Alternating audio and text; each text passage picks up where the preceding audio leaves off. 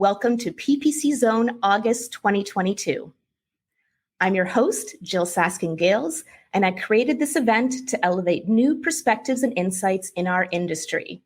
Well, next up in the zone, the speaker is a full-time e-commerce business owner who uses the Amazon FBA model.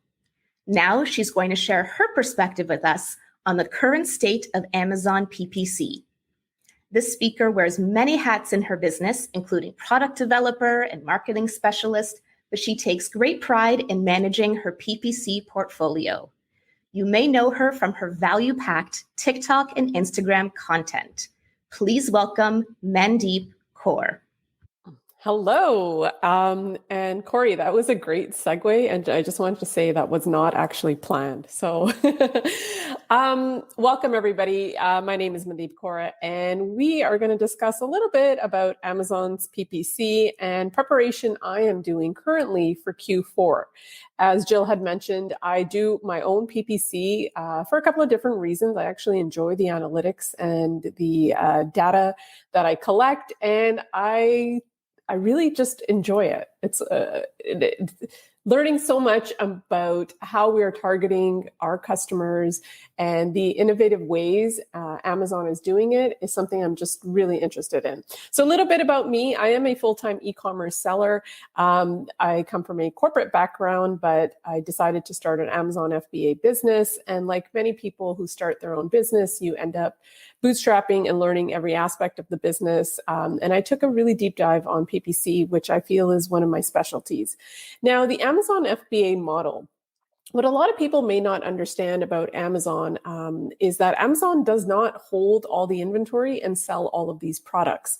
A lot of the products that are available on Amazon are actually made available to via small businesses such as myself.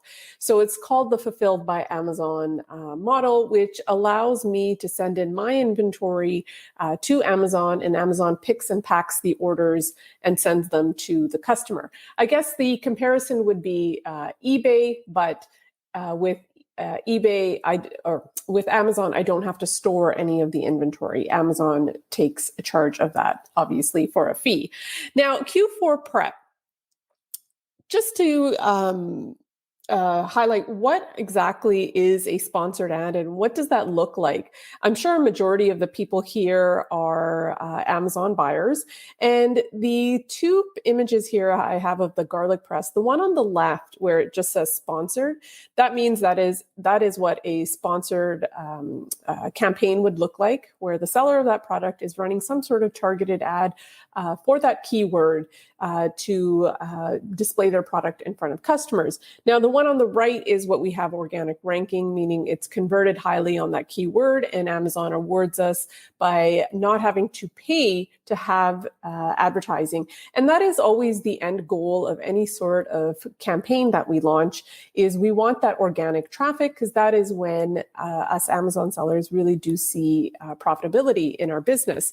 So to understand where we are going at Amazon PPC in regards to Q4, it's really important to understand what the purpose of their campaigns are. And it is really to boost visibility and exposure, increase product sales, and make sure we've optimized SEO so we can get that organic exposure and all the traffic that Amazon does provide us. And there's a couple of strategies I actually used last year and will continue to use this year. But it's one of the things I also, when I consult with brands, we talk about how we can leverage their listing or their product to give it more of a Q4 feel. So for example, here's an example of a product that is just a coffee mug, but having that Christmas-oriented backdrop in the photo does signal a higher propensity or a higher intention to want to buy this product. Making changes to your photos or the last image to make it that holiday feel, I feel like has created a higher level of conversion on Amazon. Video ads for Q4, just like video ads for my overall Amazon outreach, I find perform very well. Video ads tend to have a lower cost per click, But the visibility you get on Amazon with video ads, it's usually shown midway in the keyword search result. And because it is interactive and it is moving, I feel like the eyes tend to gravitate toward that video ad. So it does make sense to run continuous video ads throughout Q4. And if not, be a little more aggressive on maybe broader keywords, because I do think video ads perform really well. Tip number 2 is high budgets don't always make a lot of sense. I am not for the theory that you have to be the first product on the first page of that keyword. You do want to be on the first page, but you don't necessarily have to be the first product shown. And the reason I say that is Amazon is now staggering a lot of their ads on the first page.